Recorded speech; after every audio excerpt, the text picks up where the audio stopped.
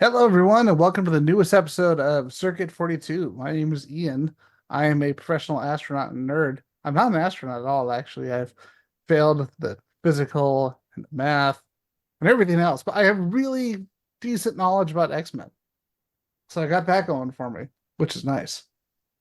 So with that, we have professional podcast man and camera haircut billionaire Michael Martinez. Um, it's fine. Math is hard.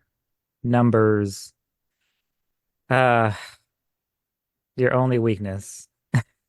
Yeah. Yeah, so no, welcome everybody. We are so looking forward to talking about these next couple episodes of X-Men 97. We were just talking about it, nerding out a little bit just before we started recording, and man, these episodes, episode 5, remember it. And episode 2, did episode 2, or sorry, did episode 6, did that have like a split title, just like the No, other one that had life death? Okay. Um, yeah, and which that is kind very of, odd because the way it's written, it feels like it should.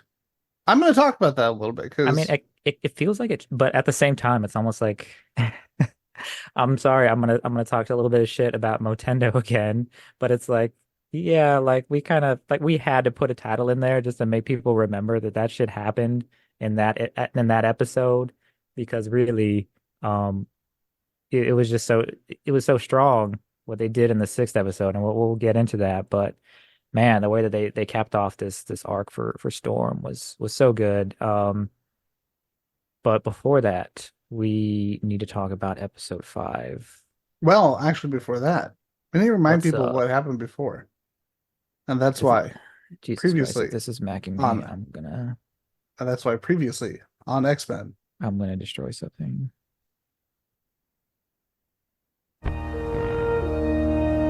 Sometimes being gifted doesn't feel like a gift. Nobody seems to understand you. Sometimes they're even scared of you. Wouldn't it be great if you didn't have to worry about hiding your gifts anymore? Hi, I'm Jubilee, and it wasn't that long ago when I felt that way too. But then I became a student at Xavier See, it's School not for mad at me. Gifted Youngsters, and everything changed. At Xavier's, you'll meet students and even teachers who are just like you and understand everything that you're going through.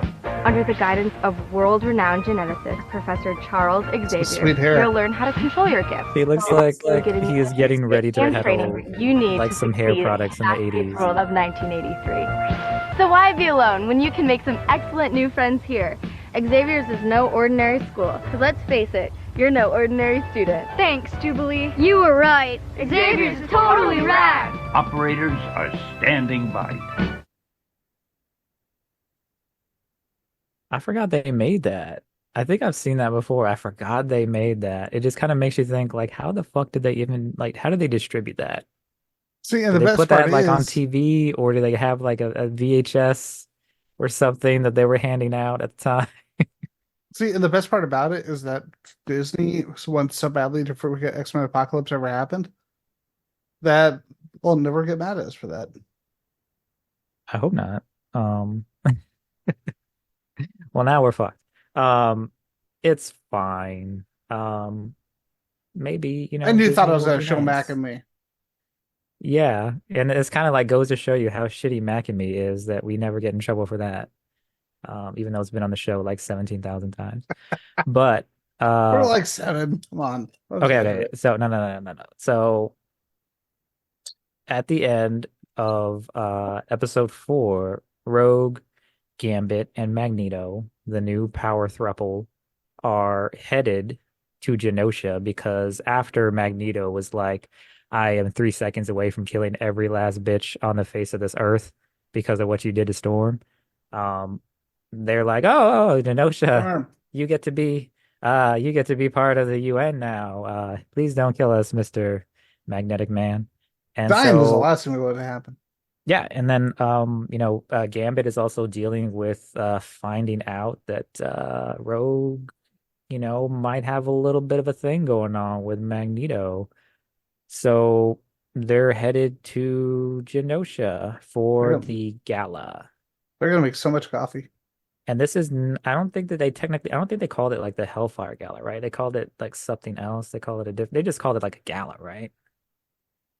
Yeah, they So, just called it a gala, which I thought was, but I thought that was still a really good. mhm. I thought it was still a really good reference to the recent Krakoa comics, and just Yeah. like Hellfire Gala of 2023, nothing could possibly go wrong. Possibly go wrong. That's the first thing that's ever gone wrong.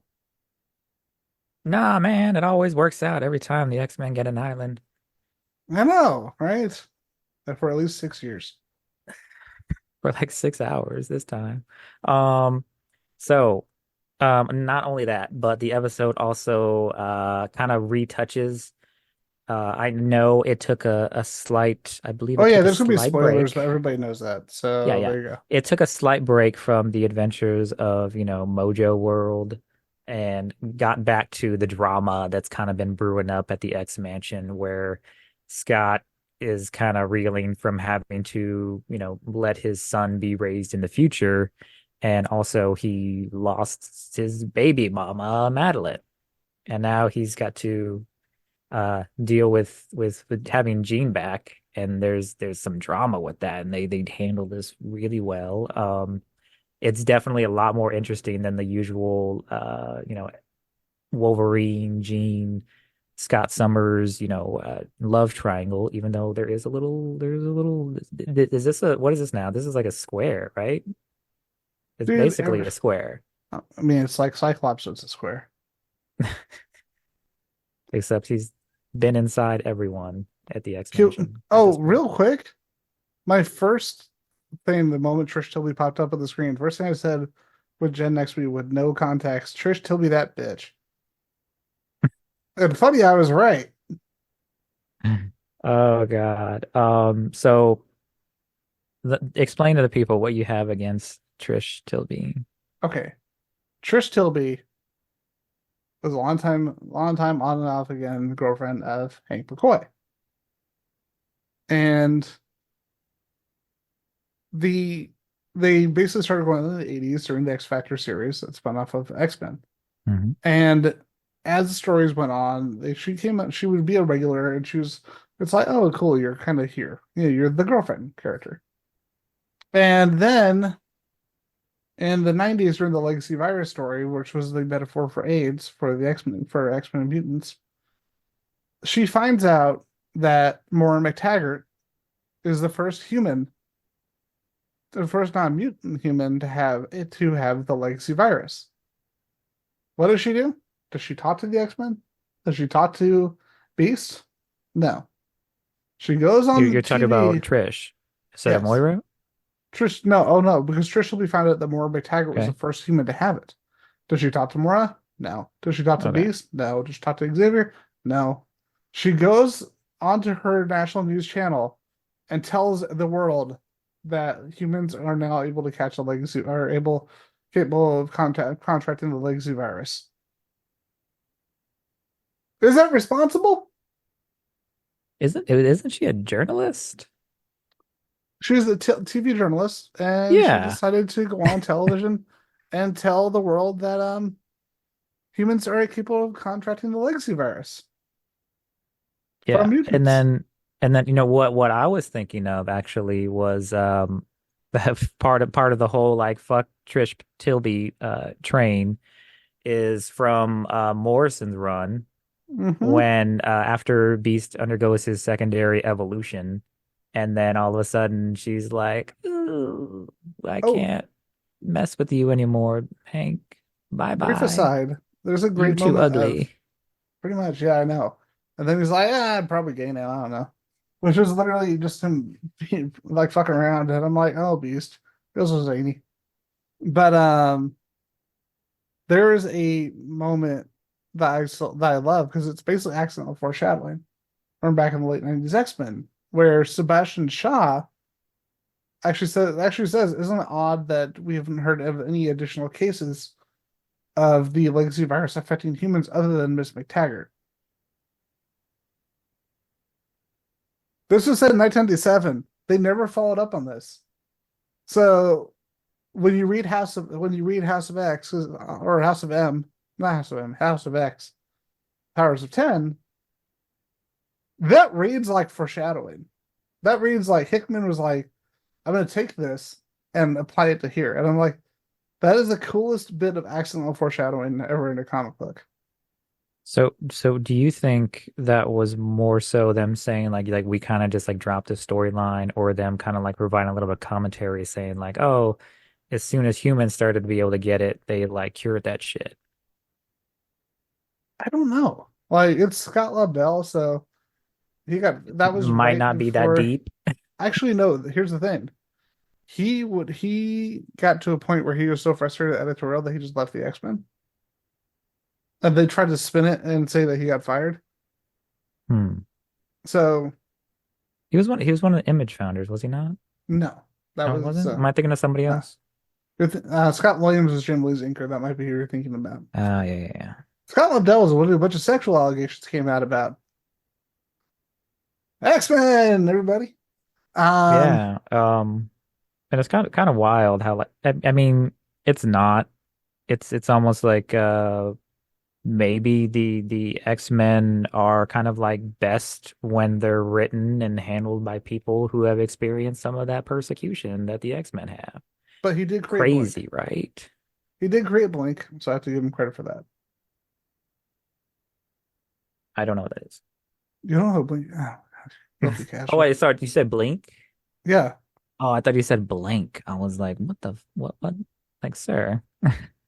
Like, are you doing like a Mad Libs thing right now or what? We're not talking about Blank for Blank from Dick Tracy. This is about X-Men. Yeah, Hit yeah. your Okay. head in the game. Okay, speaking of getting our heads in the game. So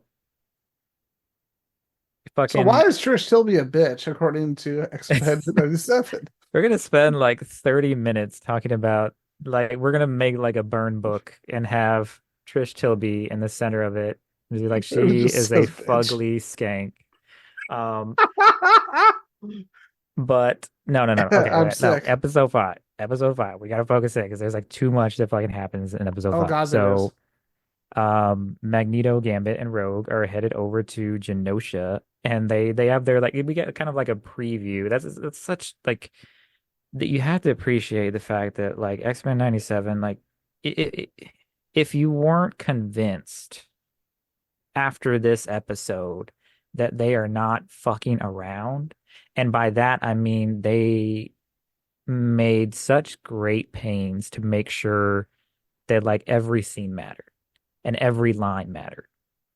And as somebody who has dabbled a little bit in like creative writing, you just appreciate that so much. And you see that when you see like the interactions between Gambit and Magneto and Rogue, because you see the little sniping like between them, and Magneto's making little comments like, oh, like if something happens to this plane, Gambit's the only one who can't fucking fly, so good luck, Gambit.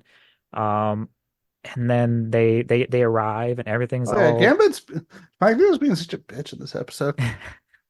well, yeah, he's like that's kind of the thing is like Magneto, he's like feeling himself as like the leader of the X-Men.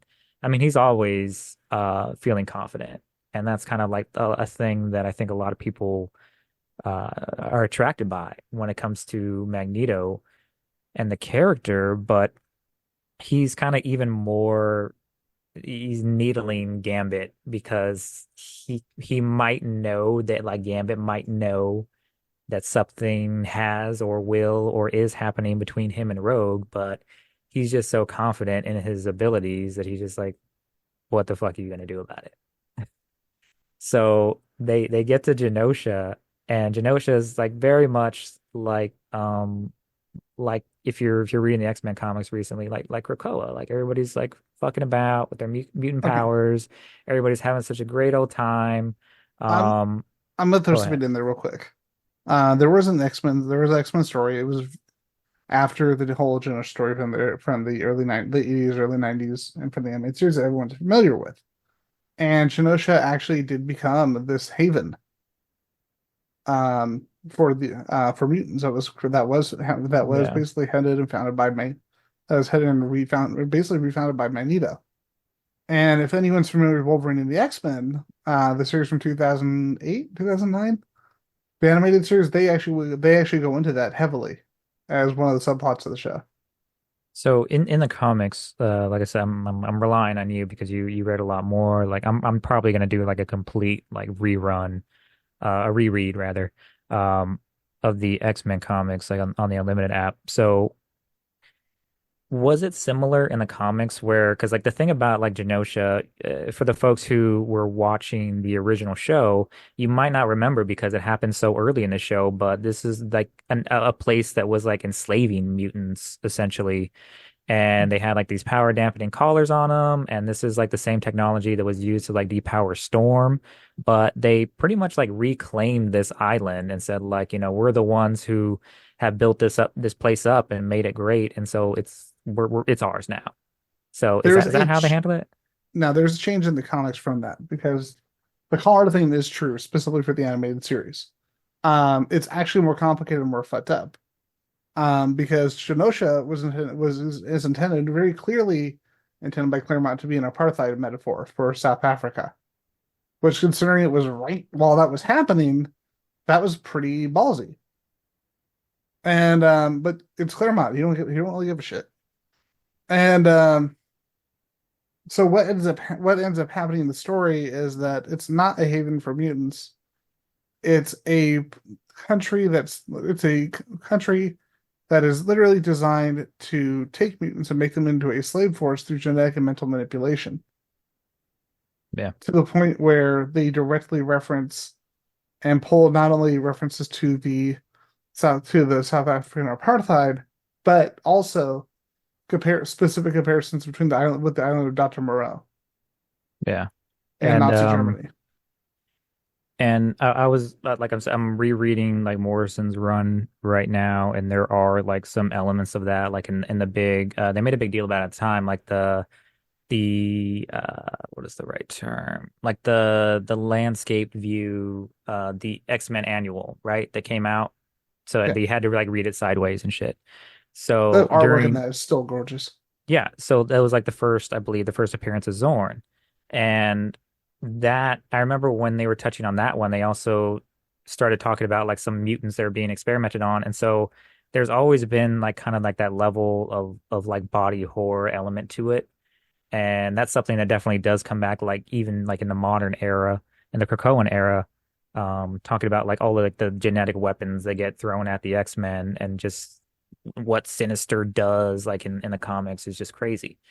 So, in this episode, like they show the utopia aspect of it. Everything looks so like everybody's so safe and happy, and that's definitely highlighted by showing the Morlocks, because the Morlocks are traditionally, even amongst mutants, they're the ones who feel like the most like the ugliest ones, the outcasts, the ones who feel like they have to hide in the sewer. And even more, they were kind of always like the ones that were, like, hey, like you might be mutants, X-Men, but you're also kind of pretty. So what the fuck do you know, Yeah, we need to talk about that because first off, the significance of seeing Callisto again. It's been a long time since we've seen Callisto, either in the comics or the animated series. I mean, she's become more regular with Marauders. By who was right they did a second Marauder series, but it kind of sucked. Or it was Steve Orlando, who is like the most mediocre successful writer in comics. Is that wrong? That might be it. That might be it. Because I thought, But oh no. I'm thinking of this is Hellions. true because yeah, that was one of those where I'm like, let's just pretend that nothing ever else happened after that first series. So that first series is amazing. When I But was Jerry, doing like a complete Krakoan like reread, there were definitely some runs and some titles where I was like, this is a fucking chore. but Jerry Duggan, there you go. Jerry Duggan really started bringing Callisto back to the forefront with Marauders. My favorite is still Sebastian Shaw just getting his bitch ass beat, which is just great. Yeah. There's a lot of stuff I can go into about that I'm not going to on the podcast. Anytime like Kitty Pryde like throws down Captain Kate is pretty nice. But speaking of like, so like we did talk about before, like in a previous episode, how there are certain characters who kind of got like sidelined in the original X-Men animated series in which this is kind of like a continuation of, but got a little bit more spotlight in Can we talk certain about other shows. Nightcrawler? Like yes, Can we like talk about the fact that people don't realize that Adrian Howe is actually the original actor who played Nightcrawler in the animated series? it's so nice to see Nightcrawler because Nightcrawler And he his voice is brings perfect for the role. Like his voice still fits perfectly. It sounds better now than it did when he played the role originally, when he was like, Wolverine, welcome to Catholicism. yeah, and he brings so much to the dynamic of the X-Men on so many different levels because he's just such a complete character because not only do they let him be kind of like a little bit of like a playful like goofball because of the nature of his powers, but they also let him be this like highly perceptive, like introspective type guy because he's also like a priest. So he's got like these little gems that he drops on everybody that they're kind of like not expecting because he's so like playful. And that really comes into play with this episode with like the because he immediately gravitates towards Gambit and Rogue because they're, kind of like they're more his age and Magneto is off doing, leadership and he gets that sweet moment in the sun with them to say hello and he kind of senses that something is off and he senses something is kind of weird with the dynamic between, Gambit and Rogue right now. And so he's got that priest like spider sense to be like, "Oh, what's going It's on, like, buddy?" come on, guys, make more mutants. Yeah, I mean, so what?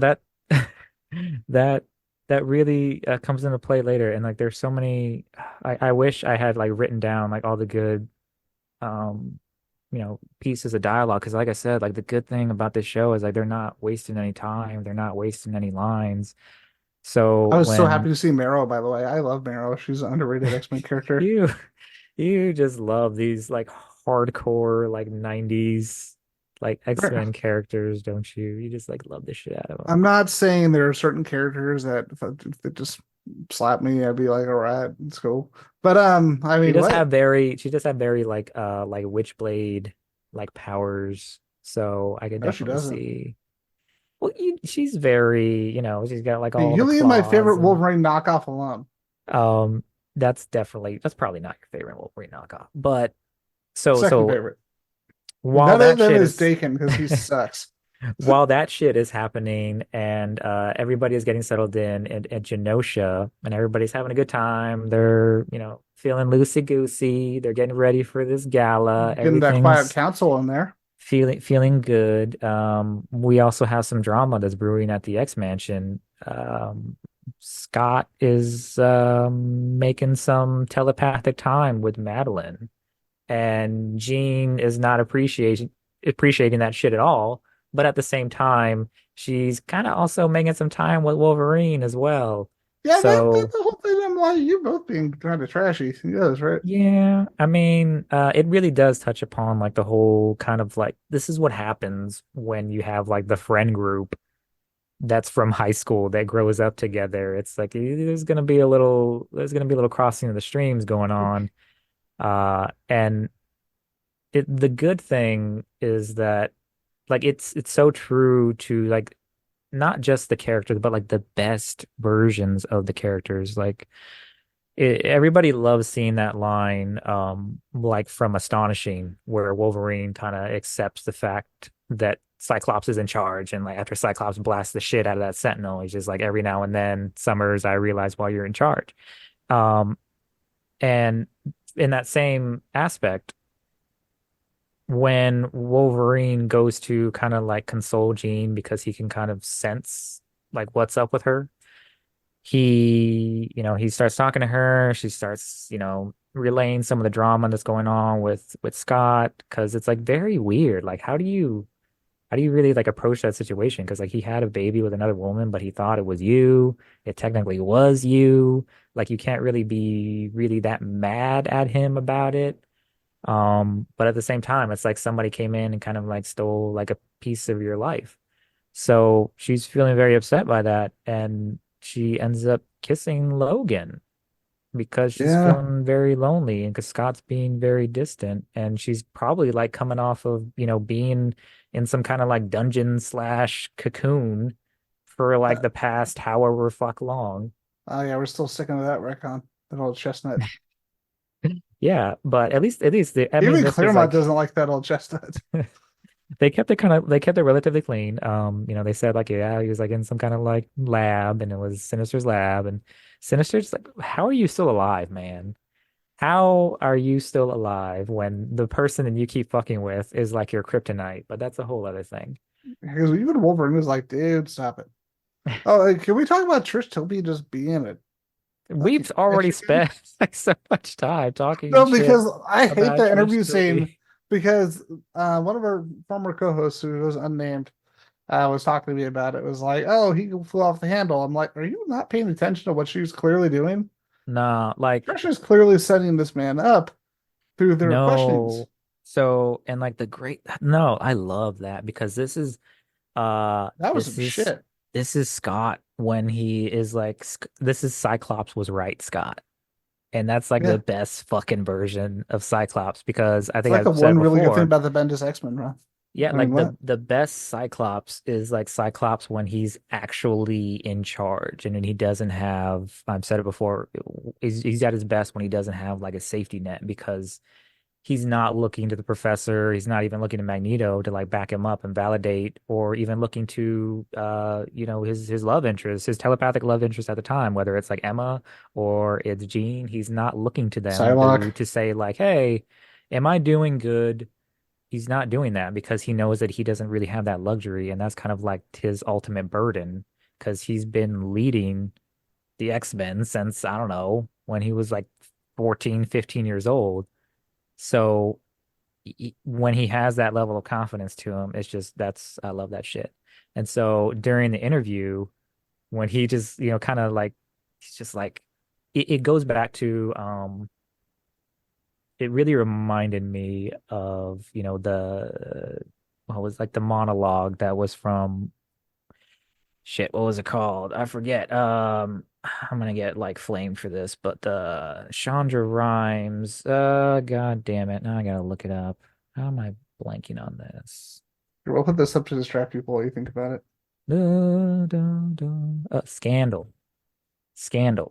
So There you go. when Put that up so for people to during like distract one of them. the episodes of Scandal, right? When the main character's father is like Hi. relaying Sorry.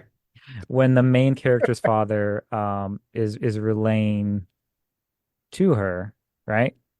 Hmm. Is basically saying like because he's talking about like what it means. It's Kerry Washington, like she plays Olivia Pope, and her father, Joe, played by Joe Morton, Rowan Pope, right? He's like ranting to her, and he's kind of just like telling her like, how could you like forget that you're black, essentially? How could you forget that? Like, how could you reduce yourself? Because essentially, at the end of the day, like we have to work like twice as hard to have half as much. And that's kind of like the same sort of a vibe that Cyclops gives off of because he's like, it doesn't matter like what we do for you people because even at the end of the day, like we will throw ourselves like in front of these like murder machines that you created. And at the end of the day, we're still expected to like love you and protect you and want to be accepted by you, but he's just kind of like I'm fucking over it. So in that moment of weakness, he says that shit. So it really reminded me also of uh like that Kevin Smith when he's like quoting The Last Temptation of Christ when Jesus is just like I used to believe in love and now I believe in this and he's got a fucking axe. So that's the Scott that we're starting to see develop. And it's the Scott that kind of happens when he's like more like isolated. And that's something that I'm definitely seeing coming, especially because like after the whole part where Jean, has her little kiss with Logan, Jean also interrupts like the telepathic time that he's having with his baby mama. because like really like Jean doesn't really understand this because like it's not her kid. Um, it's Madeline and Scott's kid. So they're the ones who lost a kid to this virus and being raised in the future and all that. And so like that kind of like brings it back to Genosha because Madeline is part of like this inner circle that's trying to decide on like their leadership. And ultimately they decide like, hey, let's pick Magneto to be like our president essentially. Which makes sense because like there's like giant ass statues of him and Xavier at Genosha, which was kind of cool and definitely comes into play later. So, how did you feel about the whole like inner circle? Do you feel like that was a good cast that they had there? I do. I thought it was actually really cool because the it also is a reference to the Circle from the X-Men animated series, where they couldn't say Hellfire Yeah, Club for obvious yeah, reasons. But the idea of Circle, considering it's the inner circle of the Hellfire Club, was actually a really smart way to handle it. And so, if you're going to pull from that, having Sebastian Shaw and Emma Frost on the as part of this is actually a really really good choice. Also, despite the fact that they are just sons of bitches, they are the kind of people who really have the ability to run something like this, yeah. and they're And which I thought was really interesting. Oh, and seeing Moore McTaggart there too, and I'm like, oh, so we are tying in interesting. a lot of things. We're tying in a lot of elements. Yeah. Um, because this feels right. It is interesting seeing Banshee. I did not think he would be a big. I would not did not see him immediately in the idea of him being part of the circle. But you know what? It's cool to see him. Once again, I give credit to David Arrigo because the same guy who's the voice of Leech is the voice of Banshee. Yeah. Which I'm like, what the hell? Why are you so talented? Um, but That's a big difference. yeah, because I saw that Scott Menville, the voice of Robin from the Teen Titans, was on the credits, and but they didn't specify who he was. He just said additional voices. And I thought for a second that maybe he was Leech because that kind of fits his whole the character that he has a tendency to play. Because the man is like 40 something and he still plays the voice of Robin really, really well. It's weird. Yeah. Um, but yeah, that threw me. I really like the placement of it. I'm gonna say this. Once again, another dual voice performance I didn't expect was Martha Marion, who is the voice of both Emma Frost and Maura McTaggart.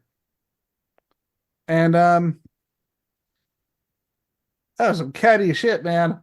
It was a good way to also like make sure they were aware of Emma being there because she picks up on the little disruption that goes on between Madeline and Scott. She picks up on, Jean kind of kicking Madeline out of Scott's head, and that was a nice little touch to make sure that Emma had her time and got her line and kind of immediately let us know what kind of person that she is. Um so and they start talking about like making Magneto like president, but then Magneto's like, I'll do it, but only if we have like an X-Men with me.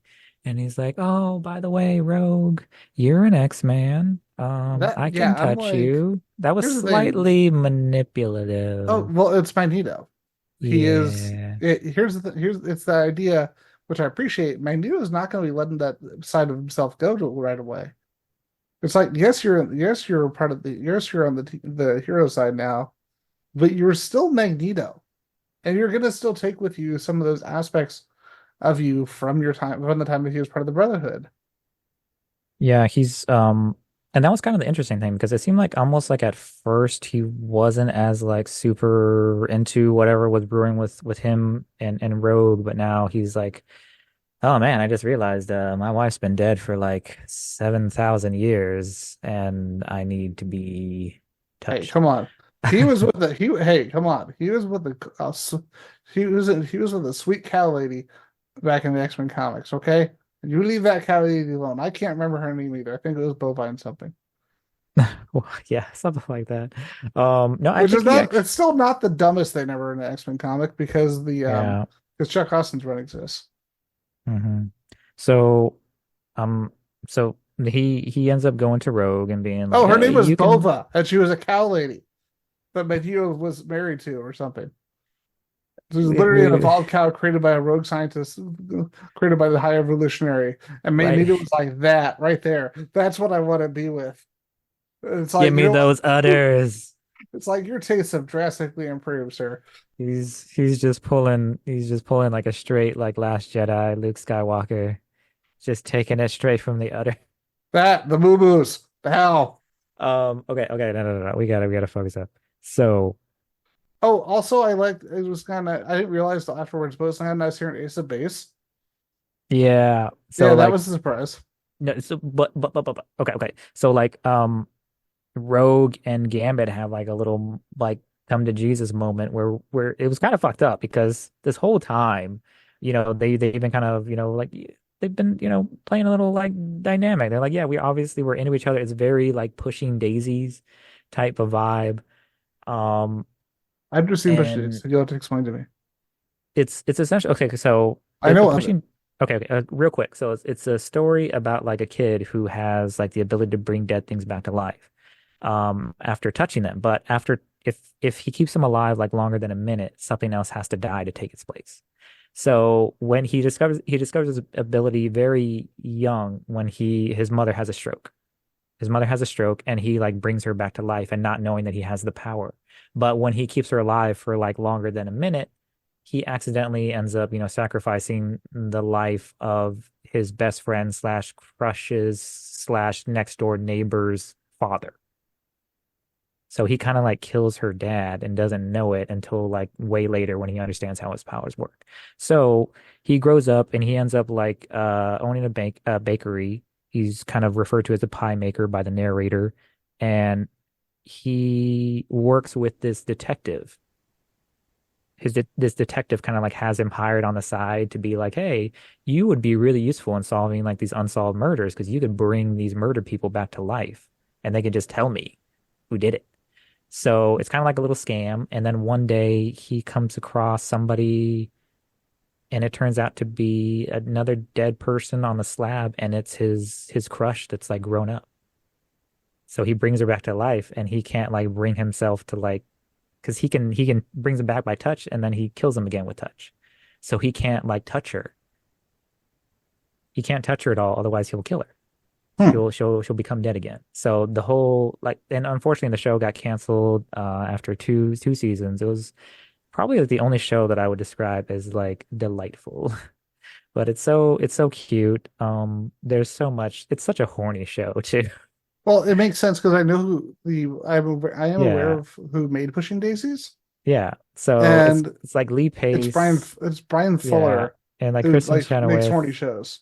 and there's just so much like eye fucking in the show. So anyway, the vibe is very much like that, and so Rogue and Gambit have this moment, and Gambit's like I thought, we had a thing, and I love you, how I feel about you, and she's just like, yeah, but I need to be touched, and he's just like,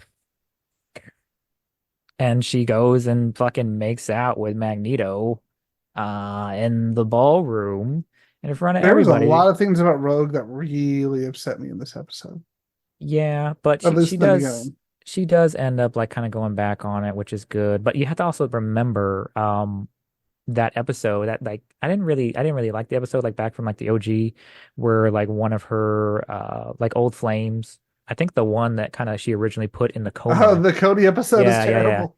He comes back. Yeah, like ladies never go with a guy named Cody. I mean, I'm come the on. Brood. That's just like the Lord's way of letting you know to stay away from them. Anyway, so she was like so desperate to like be with fucking Cody.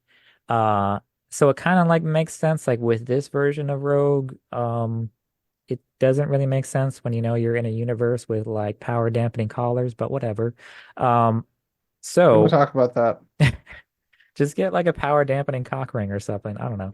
So they have this really like kind of like this heartbreaking moment where she's just like, I need more than just your love. I need your touch too.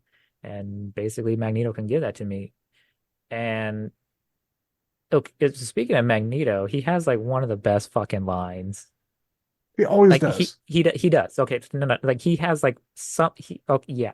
I can't. It's hard to pick the best line because like somebody, I think it was it Trish who was like trying to like talk shit to him to be like, oh, like most countries don't get to pick like a terrorist as their leader, Well, and that was Magneto Val was like, Cooper, and Val oh Cooper's, yeah.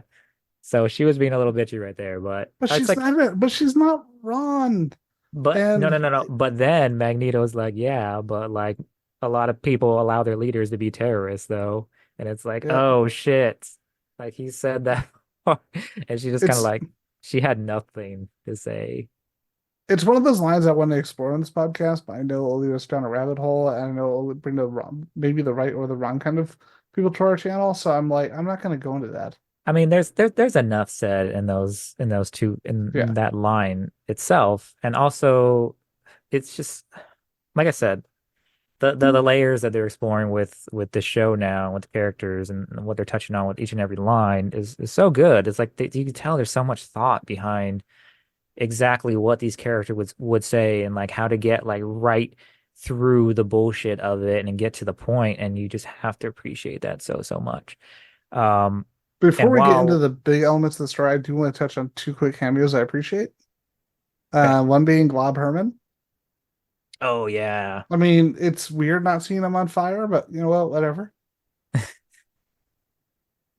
And And the other, it's funny. I talk trash on Chuck Austin, but Chuck Austin actually created one of my favorite X-Men story characters, and that's Sam Parr, Sammy the Squid Boy. yeah.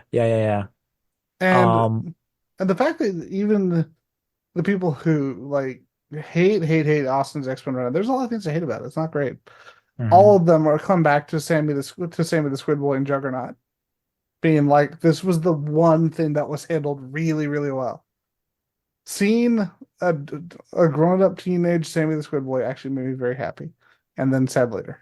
Yeah. And like Sammy the Squid Boy was almost like a precursor to like Beak from Morrison's No, run. they're created around the same time. Um, Because Sammy the Squid Boy is technically dated after, because you have to remember Joe Casey was he's pretty on after. X-Men. Yeah, because Chuck Austin, well, if I remember, because everybody was basically doing their own thing. There was not a lot of communication Yeah. between the three writers. Maybe Although they oddly probably enough, had like a similar like mind wave, and they were just like, I really want to make like this fucked up looking character who's just kind of like downtrodden and all that, and he gets to be kind of like the mascot redemption guy. here's the funny thing: the secondary mutation for Beast that normally gets accredited to Grant Morrison, because he's the one who really started talking about secondary mutation. That Yeah. design was actually from Claremont's run in Extreme X-Men at the same time, and they wrote it in as a secondary mutation. Was that like part of like a alternate future type deal? No, Extreme X-Men is set in the same continuity as New X-Men and Uncanny. There Okay. is a I think later Extreme X-Men series that's an alternate timeline, but the original Claremont series was not. That was actually set at the same time. yeah. Like I said, I'm gonna have to do like a complete run. Yes, So yes, everyone. I like Sammy the Squid Boy. Shush. Don't hate. so while that's happening, shit's about to go off. But Oh shit's yeah. also going off at the X Mansion because like I said, it kind of like goes back to the fact that Eugene's just pissed off at Scott, and Scott like he drops like some good lines on her too because she's like, "Oh, I love you. I gave you everything." And she's kind of got this weird energy because she's like saying, "Oh, I was the Phoenix and I had all this like power and I was like drawn to the cosmos and I picked you over the cosmos, Scott." And to me, it's almost like yeah, like you're supposed to. We're like basically husband and wife. You're They are like, husband and wife. why do you want The only extra reason I'm not points for technically that? husband and wife is because of Morph.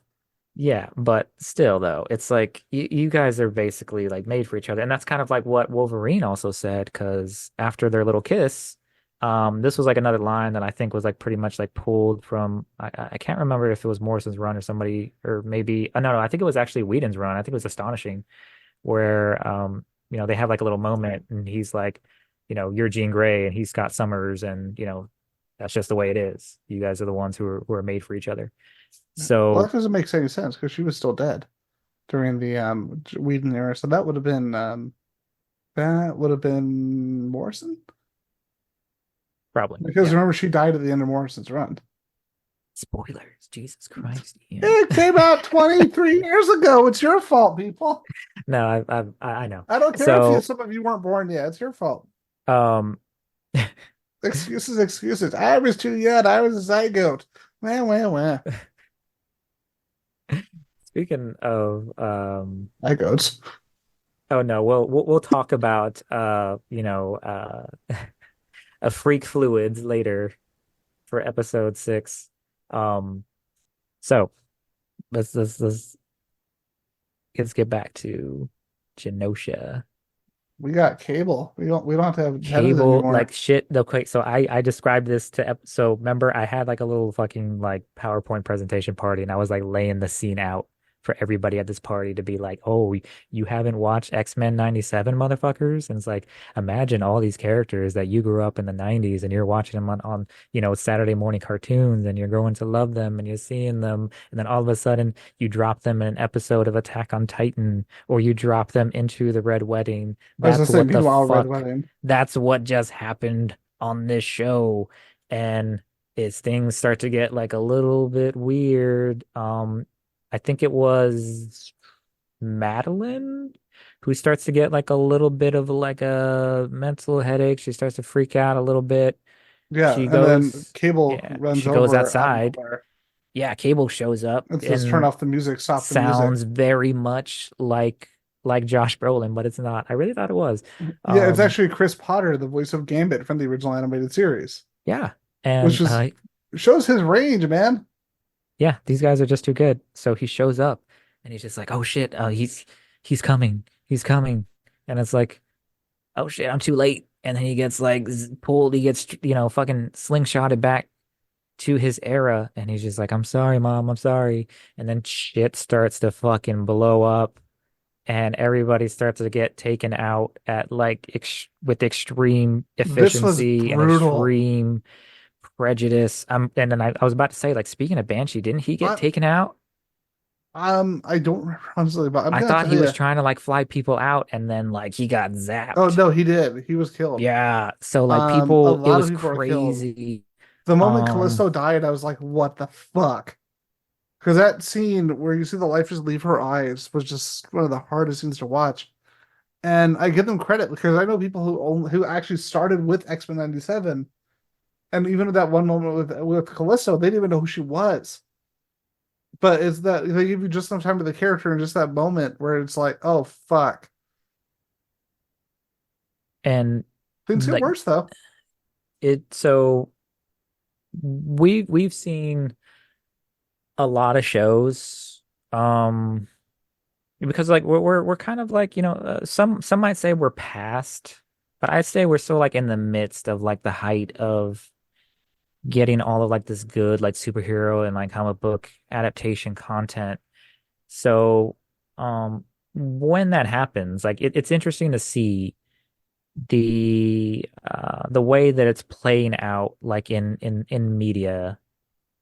Like when you see stuff like Invincible and you see stuff like The Boys, and like it feels sometimes can feel like a little cynical. It could feel a little bit like we see a lot of praise for the ones that like supposedly, undermine and, like quote unquote, like mature the material just through like the virtue of, adding a lot of adult elements to it. But here it kind of like shows you like you don't have to go like Too far. outside of what's already established. You can use what's already there and like build off of it. And so it definitely did feel like the show has like grown up with us by showing us this stuff, but at the same time, Without becoming have to- gratuitous or gross. you have to remember like how like things have changed on what they can show and what they can say on TV very much in the past 25, 30 years. I remember the first time I heard somebody say fuck on TV, and I was like,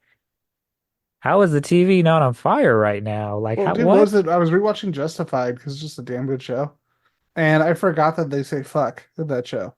Yeah, It's once, It's- but they say it, and I'm like, like that, and that was Alright. kind of that was like a big thing about like FX and like, when sh the Shield came out and like things were like popping off.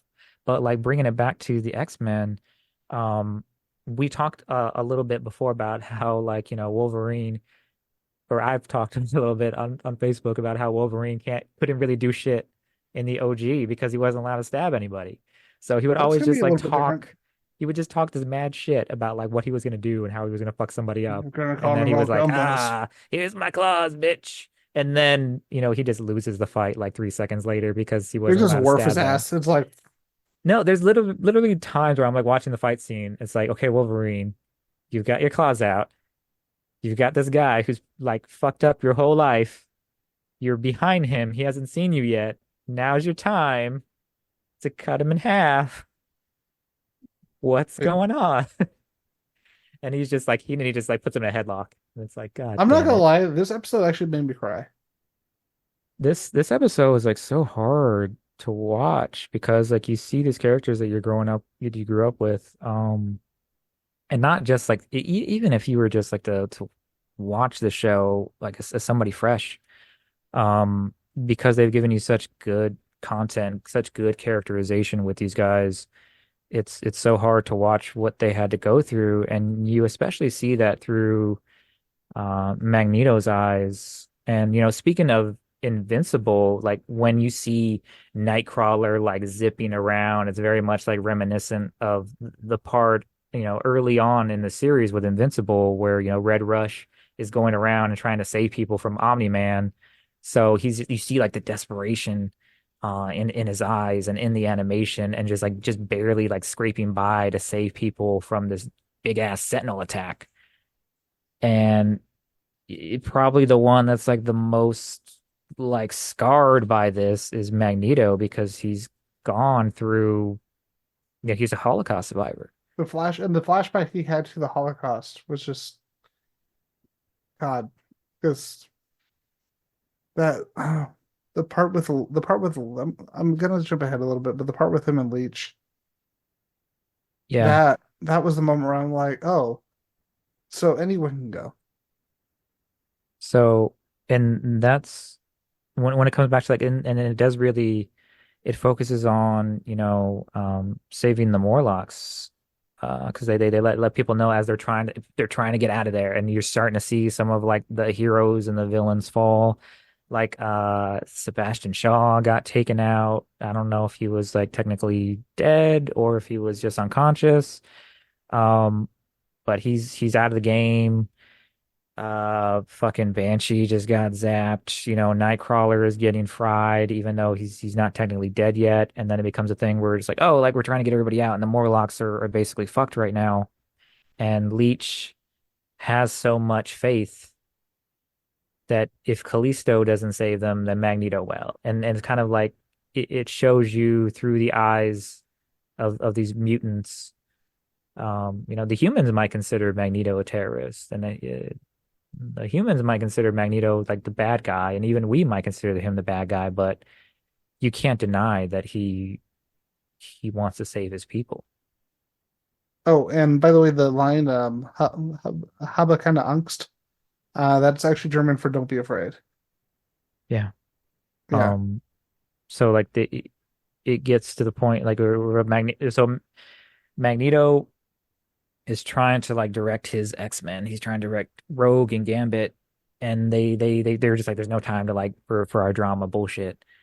And they go into action and they're kicking ass. They're doing all sorts of, they're fucking up all these like mini Sentinels, but there's too many.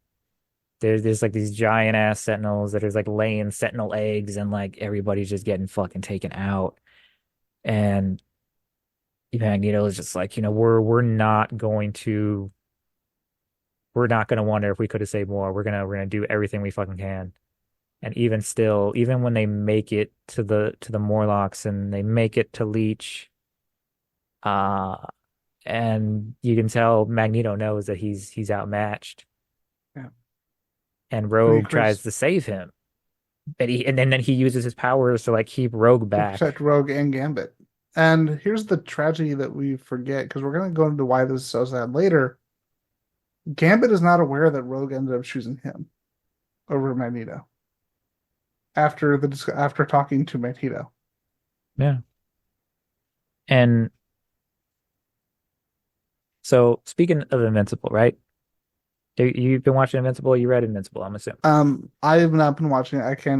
I got so tired. Like I've told people, I got so tired for a while because I watched way too much of The Boys in a row, and I got very tired of edgelord superheroes. So I just took a break from any of that. I started watching the what's the Superman series on HBO Max? Oh, Clark and Lois, No, the Superman and animated one. Lois. Oh, yeah, My Adventures with Superman.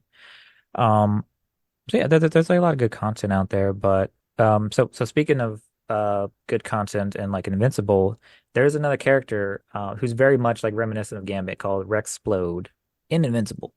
So he like charges things up and he throws them and they explode, right? That's fucking Gambit. Plus he's also kind of like a womanizing piece of shit like Gambit. So you know, like I'm not the biggest like Gambit fan. So like in Oh, no, both you're of these not. shows, like people were kind of surprised, like in Invincible, that they're giving like Rexplode some of these like really good lines and like really good scenes. Um, which kind of makes me feel like, they did like a similar thing here where, they probably understood like, Gambit definitely has like a following. But I would say there's also probably a good segment of people out there who don't get the appeal or like don't like say like, okay, what's the big deal about this guy? Or like he's Or in a kind of lot of like, cases, there are certain runs and certain creators of the yeah. comics who get a character, and when you read those runs, you're like, oh, this character is really great. But if you haven't read those runs, this is in a lot of the camp of the people who tend to hate on Cyclops. There are very few writers who get his voice. Greg Rucka is probably the best of them. If you've ever read the Cyclops series that he wrote, which was amazing. Um, Gambit's one of those characters because unless it's Fabian DeCiesa or unless it's Howard Mackie, Mike Carey as well, but DeCiesa and Howard Mackie have the best voices for Gambit. Claremont, even though he created him, really doesn't. And so going back to that, like after Magneto gets taken out, like you're getting to Rogue starts to charge this Super Sentinel and Gambit knows like you're probably gonna die too. So he charges up like the bike that he's on and uses it to like knock her out of the way. And like you said, like that's something that he does, not even realizing that, like in his mind, like she might still be with Magneto, but he doesn't care. He still loves her. Yeah, and he's a And hero in the long run. He is a hero.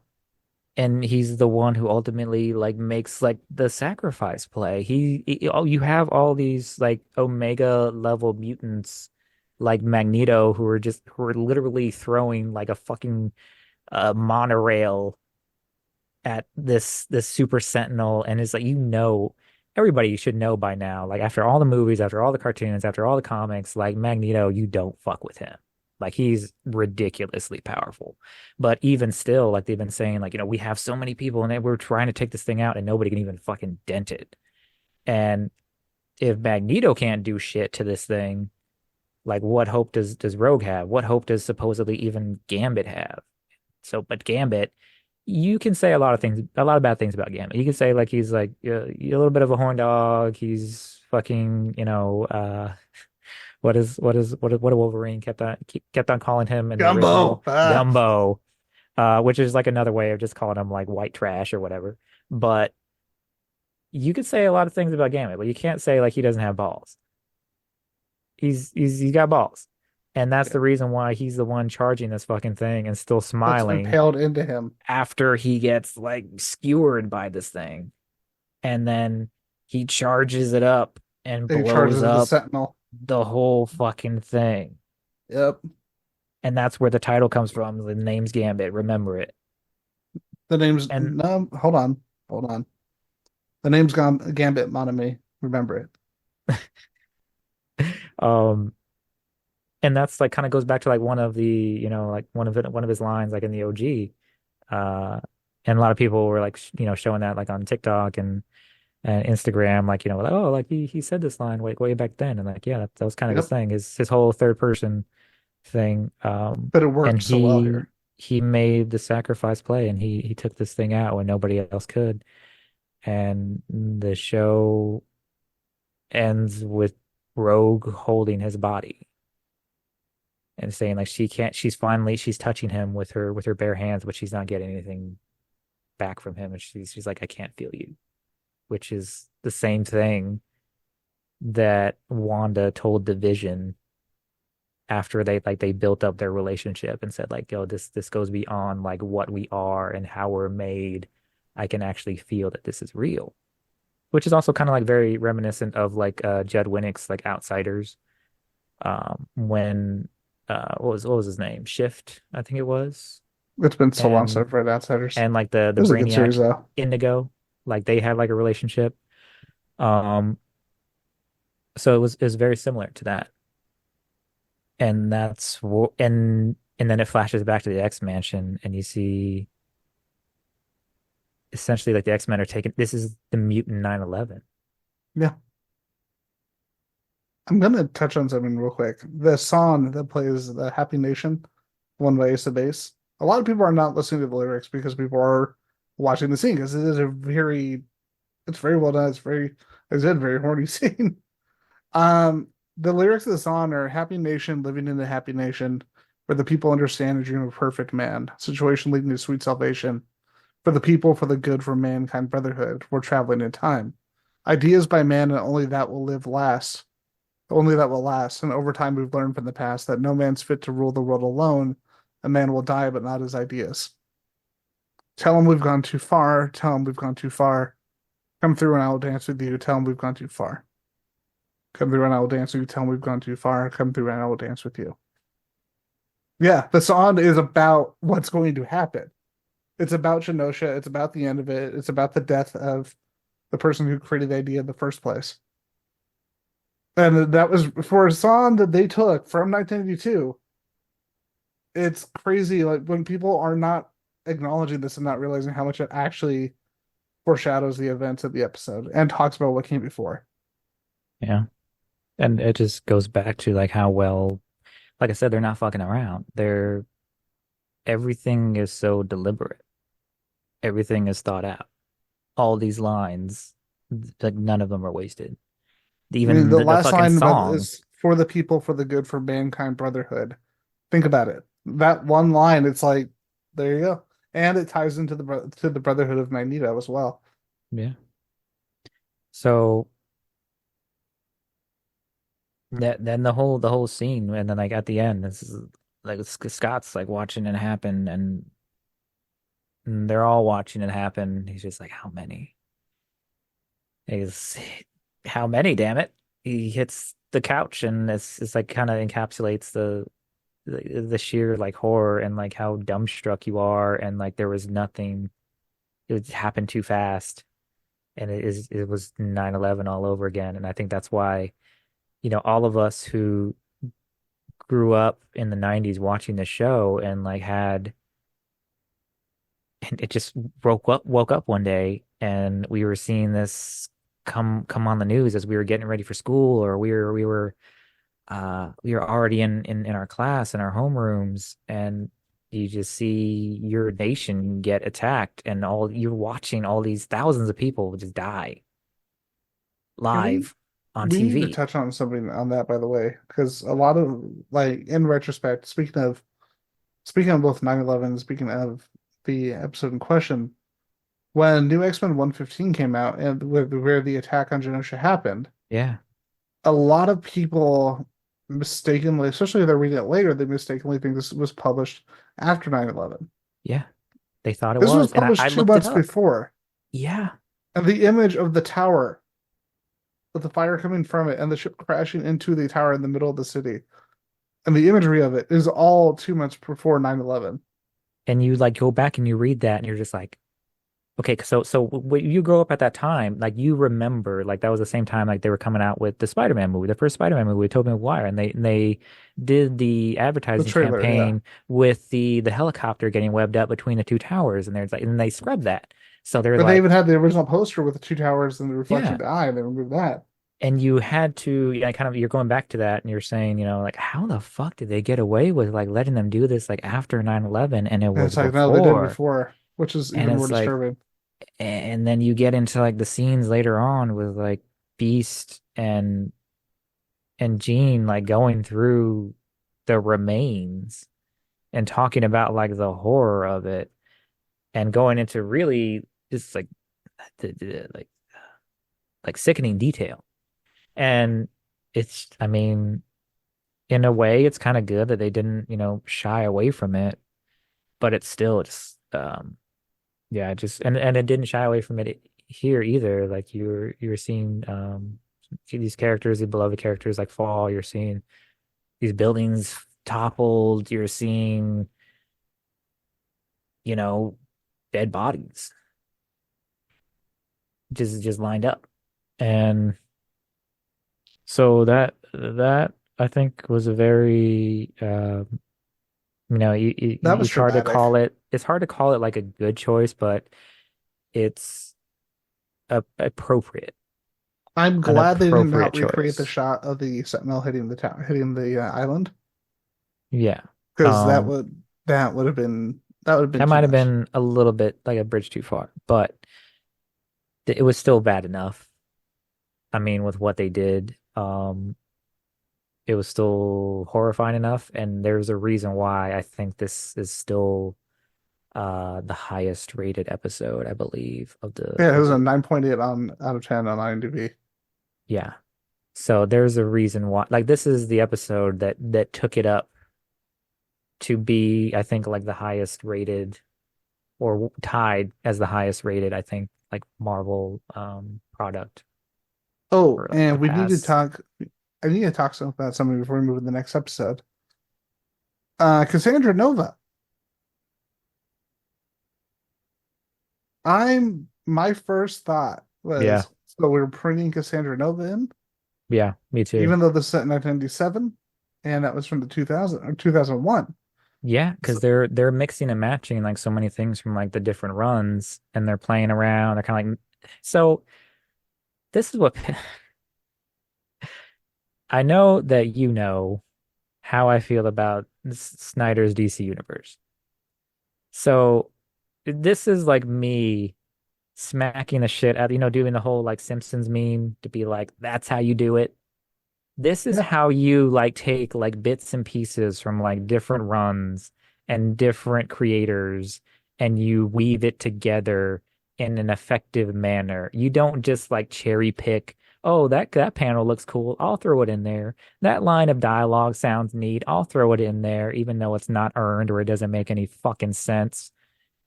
Everything here, it works, even though they're picking and choosing from different runs and different panels and different lines of dialogue.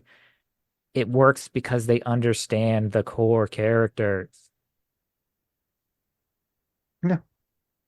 So with that, let's move it in the next episode. Let's talk about Life Death Part Two. Man, I was so ready for it like this. Um, what was I gonna say? Like this really Oh, had the I do need to touch on potential. one thing that I'm very happy about. What's that? One of the biggest upsets for me is that Allison Seeley Smith, the voice of Storm, has never had an IMDb photo on her profile, and now she does. Good, she deserves it. I actually started following her on Instagram. Oh, and not only is she the voice of Storm, but she is also the voice of the adversary. That I did not know. Yeah. So I was so ready for this episode for Life Death Part 2 to be um kind of Something a like little the more character driven, a little more quiet after what we just saw, basically. not necessarily. I was ready to like to like miss what they were gonna miss the aftermath of Genosha. So I thought this was gonna be like the Aliens 3 or like the T3 of the series where it's like even if it's like good, even if it's great, it's still gonna follow Acting like T3 is such good. That's an adorable. amazing like take on the universe and it's gonna like be after the peak. It's just gonna have like the unfortunate circumstance of following that. But it was still a really solid episode. We got to see, so we're seeing Xavier after he was taken essentially, and he was rescued by the Shi'ar, by his, his sweet thing, his PYT from another galaxy, Lander in her sweet bondage clothes, which who tragically she did not wear them. magically, turned into, had those bondage clothes on, like we talked about, like for Previous that on X-Men bondage. It's like, all previously right. on when Xavier thought that she was just like this like mantis bug looking thing, and he was like, Which "What are you?" I'm sorry, I just think of the movie Club Dread. What are you, like a praying mantis woman? Yeah, and then like she shows up, and then she's just got like this full like fucking Smacking around Padme your ping board. Amidala like Naboo seduction. Okay, if Uh, Amidala wore that movie, wore that episode too, I would have actually rewatched that movie more than like no, once. no, the fucking meme where it's just like, oh, I need to let Anakin down gently, so I need to wear something very modest, and then she Oh, wears like her little choker and a nice little. She looks very like bondagey. So, yeah. um, I mean, what? so so Xavier is in space, and he's alive, and actually before that, it kind of like touches on, it does like a very like Star Wars-esque sequence, which is very cool, where the Shi'ar are fighting the Kree. Fucking Ronan the Accuser shows up. Um, Deathbird, who is like has very like Cersei Lannister energy. She's Um, so good at being evil. she's such a bitch. She's possibly a bigger bitch than, Trish Tilby, but probably not. So anyway, Oh, she shows up and she's like attacking the Kree, fucking fighting Ronan the Accuser, and my boy Gladiator shows up. dude, seen Vulcan too. Oh What the shit. fuck? So See, Vulcan just like randomly showed up. That was kind of weird. Um, but when but it makes sense with the timeline. That okay, I'm actually looking makes. I'm looking at my notes and I forgot Ronan, he called like Deathbird a pigeon. He calls her a pigeon, and then I'm like, oh shit, look, kids, it's the Legion of Super Imperial Guard. Uh, it's yeah. And then Vulcan shows up. Gladiator is my It's the Owls shit. of Garul. Gladiator is my shit. I fucking love Gladiator. I don't know why. He looks so stupid, but he's so I need badass. to show you the comic where Cannonball beats Gladiator, Oh yeah, yeah, yeah. I think I've seen that. But like, oh, but he actually does it in a way that made sense. Oddly have enough. you read the one where Gladiator fights Galactus? No, that sounds Like awesome. Mark Wade wrote this because I think it was like one where Doctor Strange became like a Herald of Galactus, and he was like a Herald of Galactus, I think, for a different universe. And Gladiator was in that universe, and he was trying to like stop because Doctor Strange was helping, um, he was helping Galactus like eat planets and shit like that, and he was targeting like Shi'ar shit. And Gladiator and Galactus have like a full issue fight, I think. And it was like the closest you're gonna get to see to Superman fighting Galactus. It was pretty badass. So anyway, can't wait to see fucking Gladiator at the MCU, by the way. Vulcan shows up, and I don't even think he didn't even have a line of dialogue, did he? By the way, Ross Marquand's voice for Professor X still kind of bothers me because he kind of sounds like Yeah. a manly Kermit the Frog. Yeah, I wasn't the biggest fan of his voice in this, but like it definitely grew on me with, what the character started to do. Yeah. Oh, and Um, seeing him just lecture the shit out of a bunch of yeah, totalitarian yeah, yeah, yeah. fascists. So He, we gotta get to like the sassiness of Deathbird first. gosh, bitch. So like Lilandra announces to like her people that like she's gonna marry Xavier, and and they're talking about like, oh, you want to go back to your X-Men, and you think your X-Men are so cool, and she's kind of a little jealous when she's like, already like an empress and whatnot. And he's just like, dude, I'm like, I was already gonna like sacrifice everything for you, and now you are saying I can't even see my X-Men after I Oh, I thought was I was gonna pissed off at die. Elandra at first. I'm not gonna That lie. was, yeah, I mean, but at the same time, they're kind of like touching on the fact that she's royal and she has certain expectations. Got very much like the Crown energy. I don't know if you've Yeah, seen the Crown. I So need to. I so love it's that there it's are very members of the it's royal very family good. that actually watch The Crown. It's very good. Because it's basically So saying, tell them they suck. yeah, and like and Xavier, he's like he's got his legs back because of the exosuit and all that, and he's wanting to go see his I love X-Men. seeing the Jim Lee exosuit. That made me happy. It's so stupid looking. I thought maybe he was evil for a second, but it turns out he's not. Okay, It's look, Jim Lee suit. Everyone looks evil when they wear Jim Lee so costumes. she's saying that she's gonna marry him, and then fucking Deathbird, that bitch, who refers to Earth as residing in a Milky Way ghetto Oh, I in love that meme, by the way. I had to put that on Circuit in 42 on what is Facebook too. probably like one of the best lines of the show, and will forever live in our minds. Uh, she challenges him.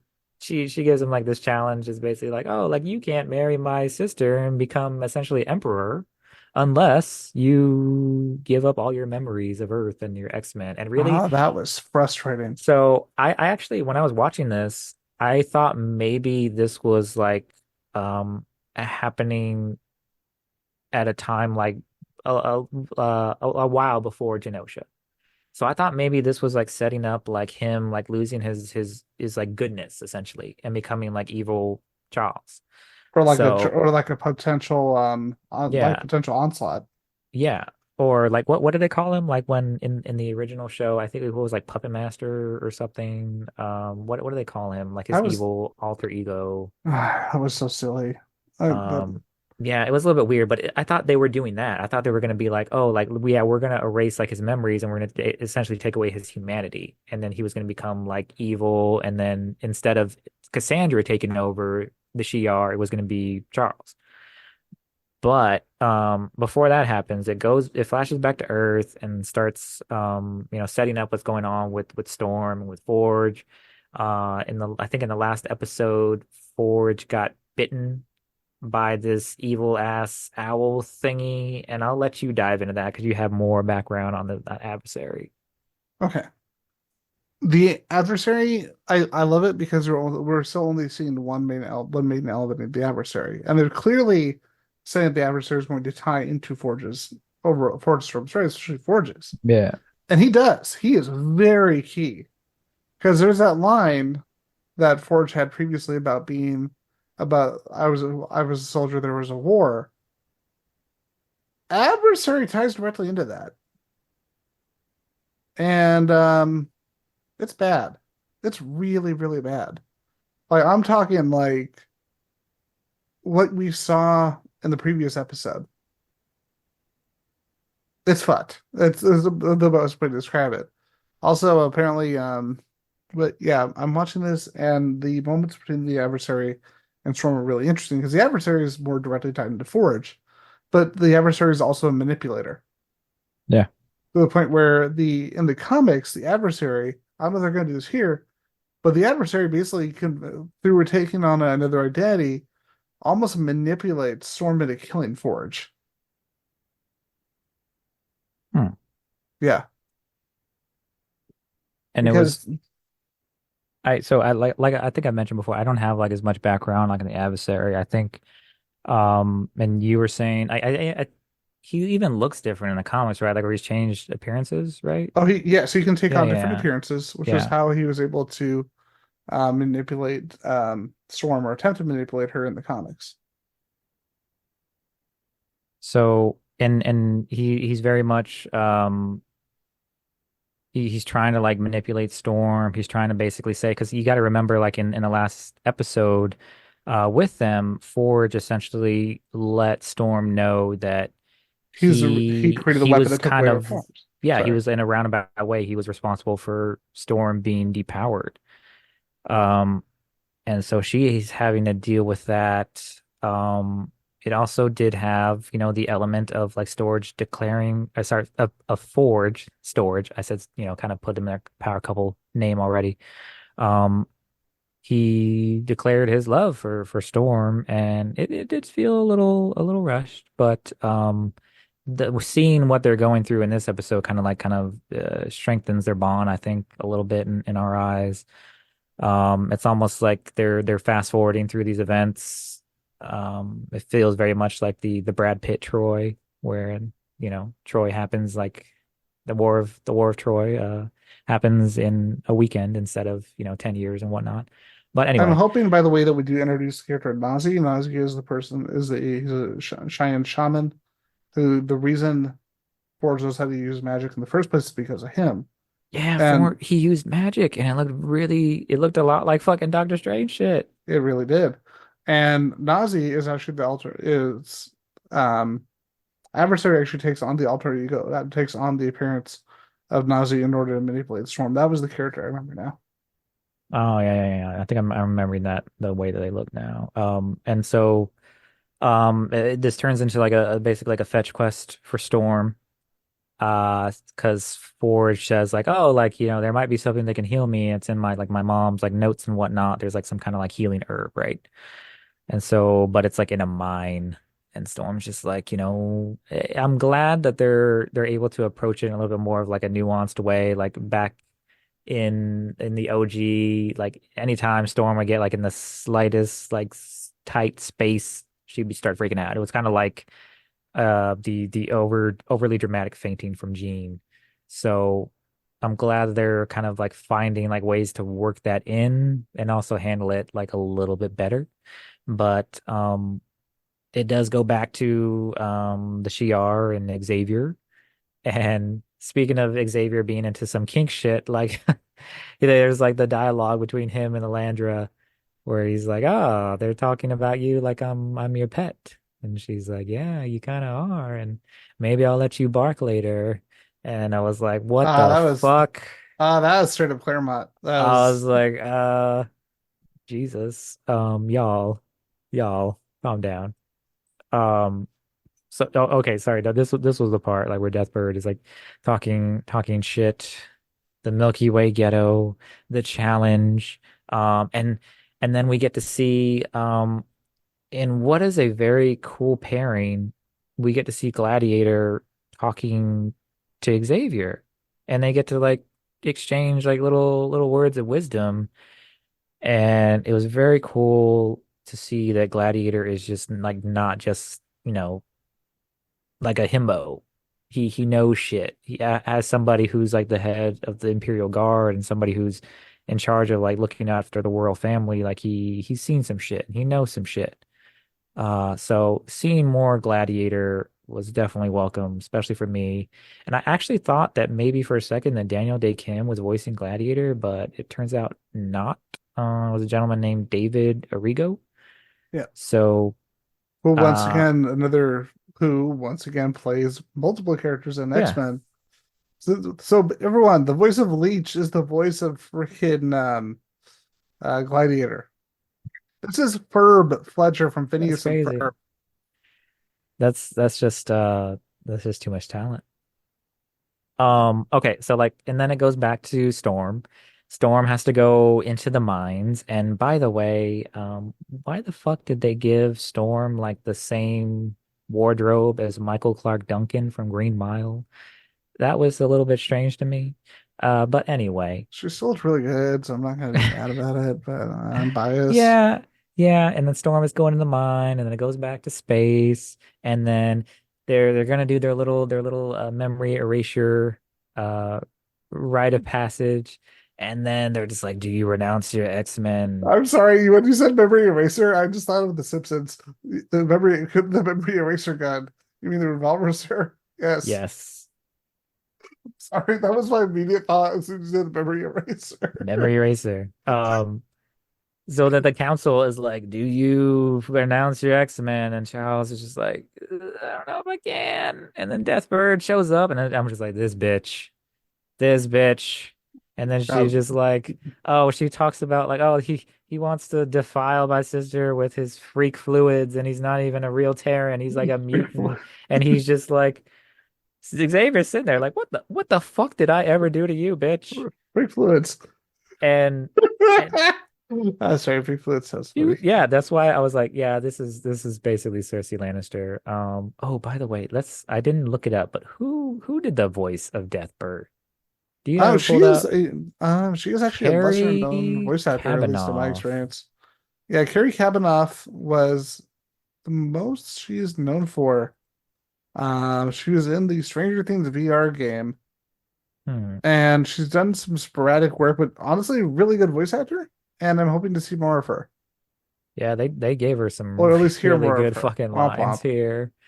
Um, so and then she has like this I don't know, balls, I want to say, to try to like rise up against Lalandra, like right there with Gladiator next to her, and like Gladiator is just like, no, bitch. She tries to actually take out Lalandra, and then fucking Gladiator has like this black dynamite. I'm sorry, I pit slapped you into the China cabinet moment with Deathbird, where he just like punches the shit out of her, and I'm surprised she didn't die. Um, and he's like defending Lalandra, and then the cat fight's breaking out, and then Xavier's just like, class is now in session, bitches. Oh, real quick, you mentioned Lee Pace earlier, and speaking of Lee Pace, Yes. isn't it nice to see Ronan the Accuser not be lame? Yes. That's so Even though, weird, right? like every appearance of him in the MCU, because Well, he was kind of a badass, but he just like didn't have he was just very like flat as a I'm character. the bad guy. See? Oh no, Luckily, Dad's fighting. luckily he's physically imposing and he had like a couple of good fight scenes, but other than that, like he was meh. That movie was about the heroes, not the villain. Every movie he's in is about the heroes. So I thought maybe also like I had the thought like while this shit is going down, like Also, apparently, it's I give them credit for like not being sexist because apparently female Ronan the Accuser is sex too. So good job. wait, what do you mean? Are you talking about like the one from the Marvels? Yes, because I actually No, enjoyed we that I movie just watched that. I literally just watched that and we were just like I was like, why does she suck so much?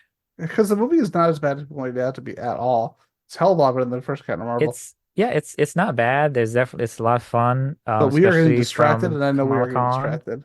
Okay, no, I know that, but so like going back to this, I thought maybe for a second, like I'm having all these thoughts, like right, because as we're saying, the show is picking and choosing from like different runs and different eras to like do what they want to do. So I thought maybe while this is going down, I had in the back of my head, I'm like, what is Vulcan up to?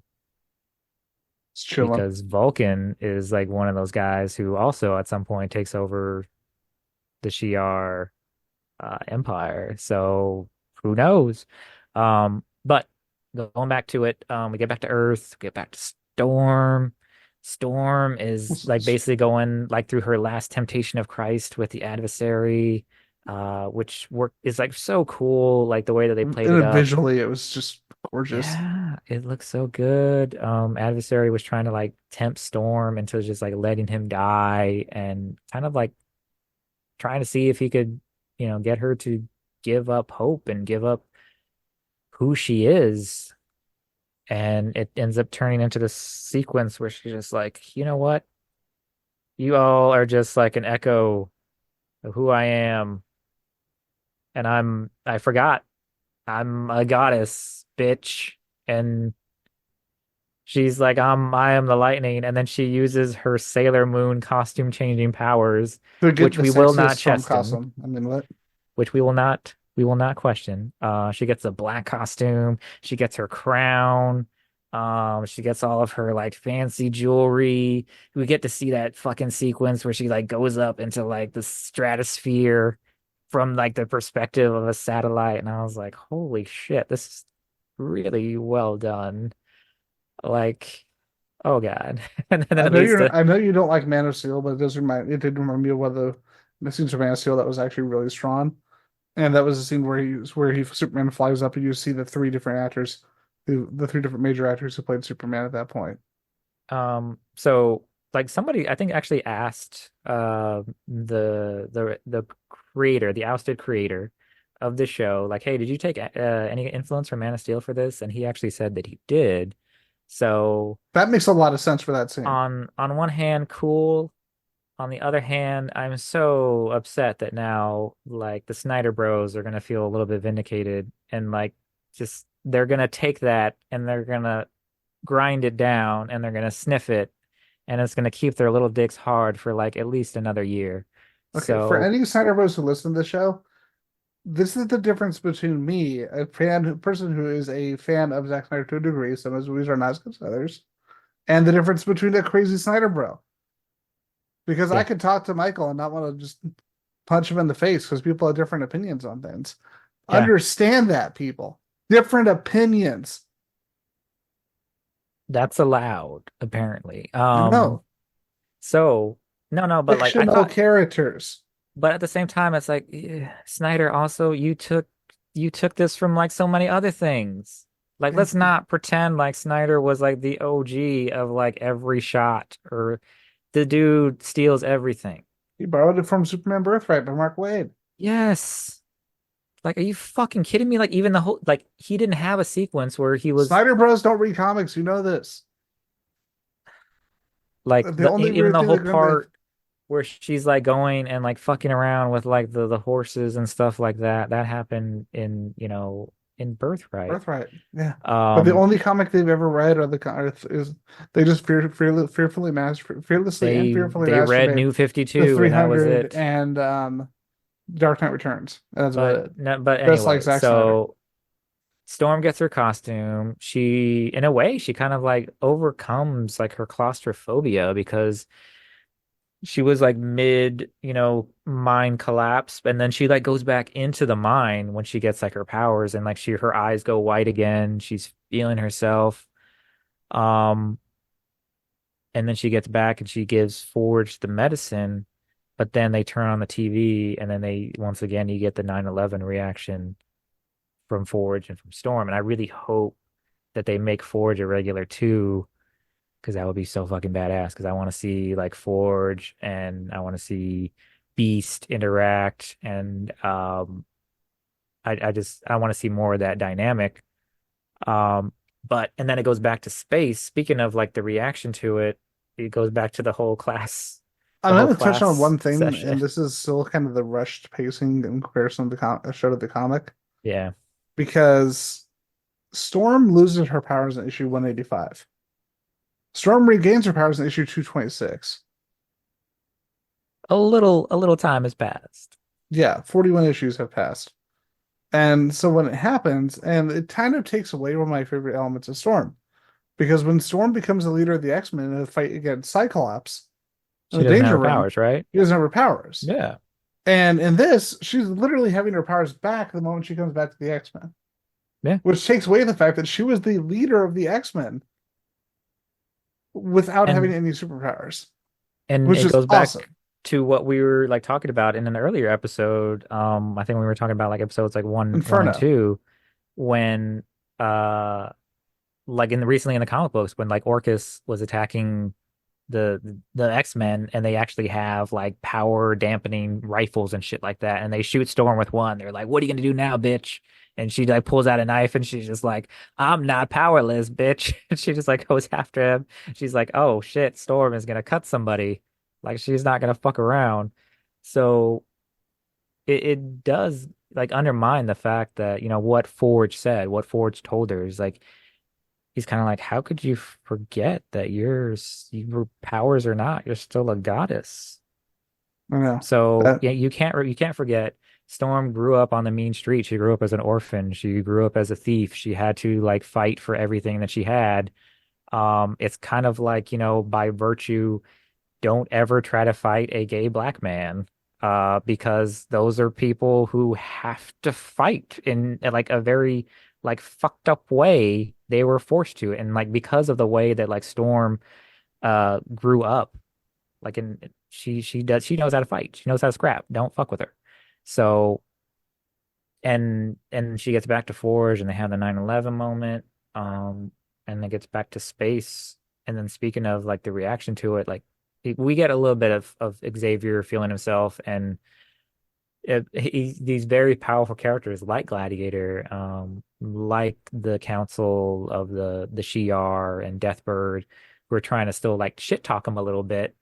And then he's just like, "Oh, demerits, you need to raise your Oh, hand." that scene was amazing. And he just popped the apple in her mouth with a little like anime face, just like, ah.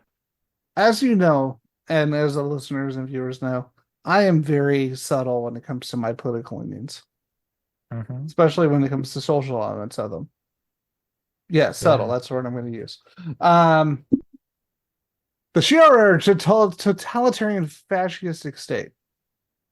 They are similar to countries that colonize other countries and then just hide them behind their back. In terms of Eddie Izzard, what's that behind your back, England? Oh, nothing, just India and none of the number of other countries. Yeah. Which is basically what he calls the Shi'ar out on. It's like you're taking other countries and just making them part of your empire to make them part of you. And it's fucked up. Yeah, And he I he love it. touches on like their he calls them out on their imperialistic bullshit. And in a way it's kind of like funny because he he has to know that like going into it. And you kind of like it's almost funny because it's like, he's basically he's hooking up with like Queen Victoria. We're gonna get shallow for a second. Look at the Landra and look at what she tends Yeah, to wear. yeah, and it's like I can overlook the fact that that it's like the community. He's just like, I can understand like the racism and the imperialism and enslaving inferior races, but I draw the line at me not having pussy. So he doesn't he's like willing to overlook all of that so that he can get laid.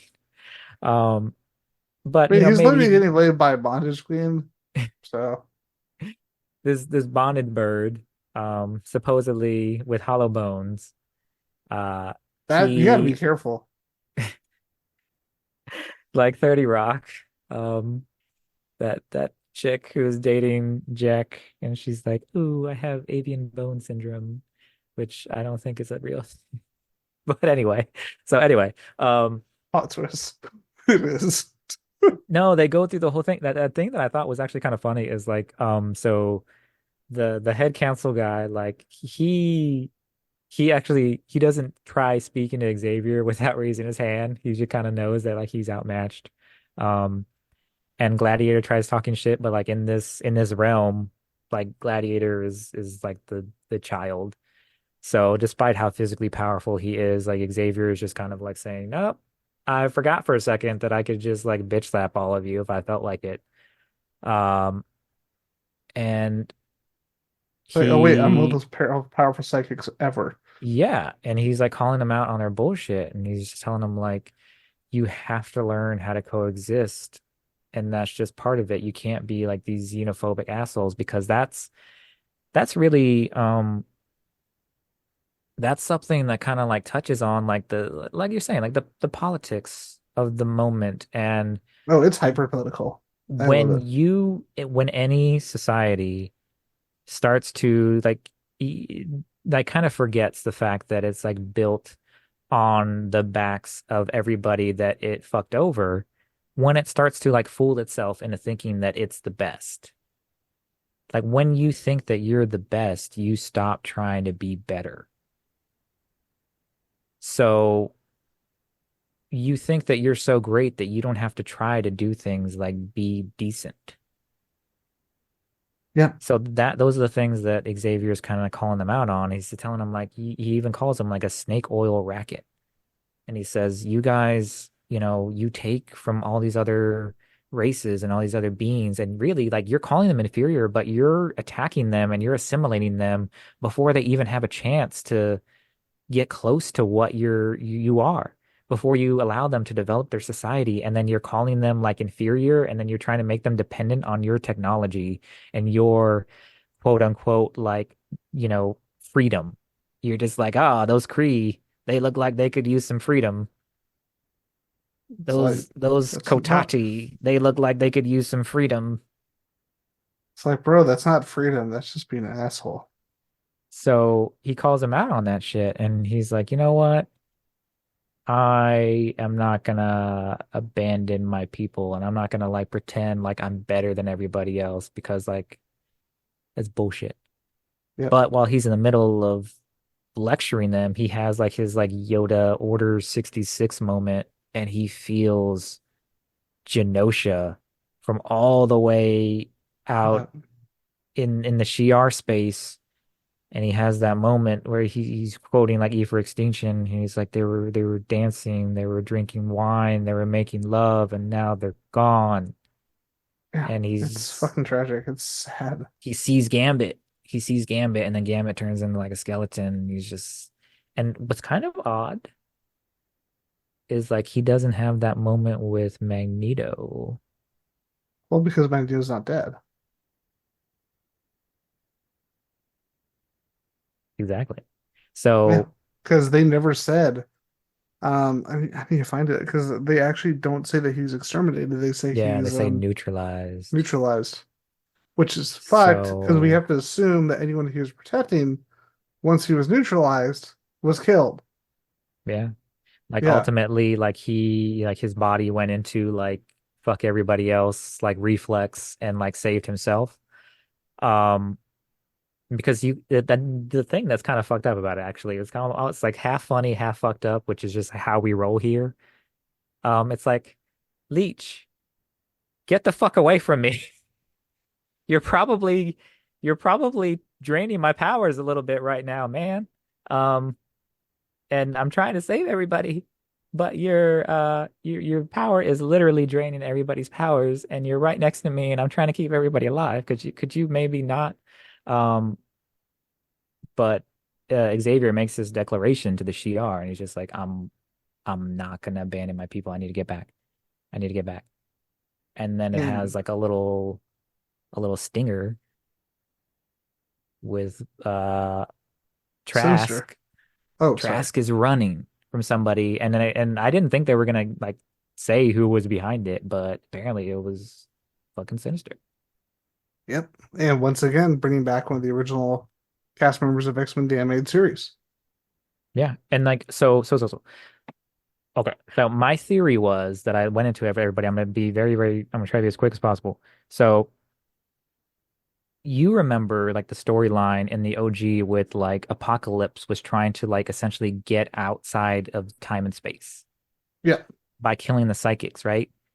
And it's very similar to what they're doing with the X-Men comics right now with the concept of the Dominion, where they're trying to be assimilated into an AI that's essentially becomes like outside of time and space, and then you become part of like what shapes what's next. You become like part of the Dominion, and you're outside of time and space, and you have the ability to influence what comes next. So I'm wondering if they're saying that like Sinister has already accomplished that here.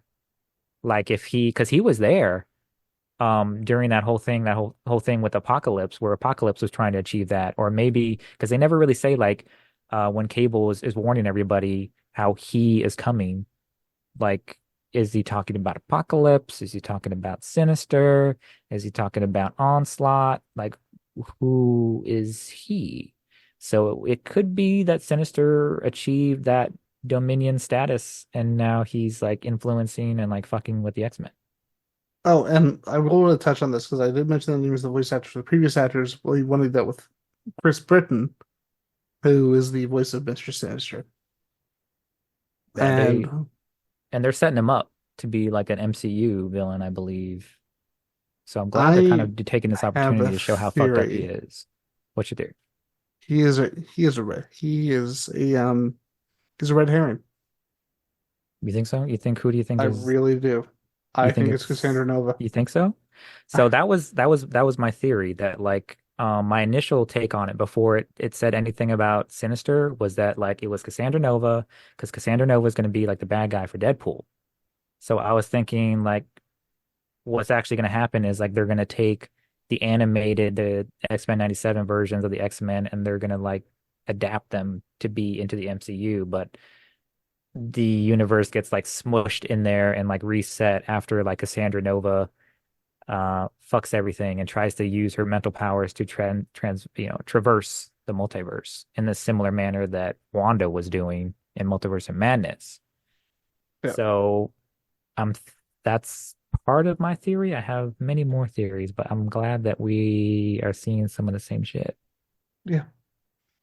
With that, of course, that brings us to the end of the newest episode of Circuit 42, discussing episodes 5 and 6 of X-Men 97. I am your host, Ian, and this is Michael Martinez. Yo. Where can people find you on this crazy, wacky world called social media where everyone is awesome and accepting and tolerant all the time, and nobody is ever like the Friends of Humanity? That's a lot. You can find me on Facebook, maybe, at Michael Martinez. I also have a Facebook page and an Instagram page called Four Ducks Pilot a Man Suit, where you can find me, posting random pictures, mostly lately of like toys and my toy pickups. And now you can find us on fucking YouTube. And you can find me, of course, on Facebook and Instagram. You can find Circuit 42 on Facebook and Instagram. Um, Me under the creatively named Ian McIntosh and Circuit 42 under the creatively named Circuit 42. But branding is important. And of course, you can listen to us on Spotify, iTunes, Google Play, and various other podcast sources. But you know what? If you can find one, you can listen to us, go ahead. Because we crave attention. That's why we are on the internet. And of course, you can now see us, as you said, on video on YouTube and our resurrected YouTube channel. And with that, thank you everyone for listening once again. And we will be following this up again next time on X-Men.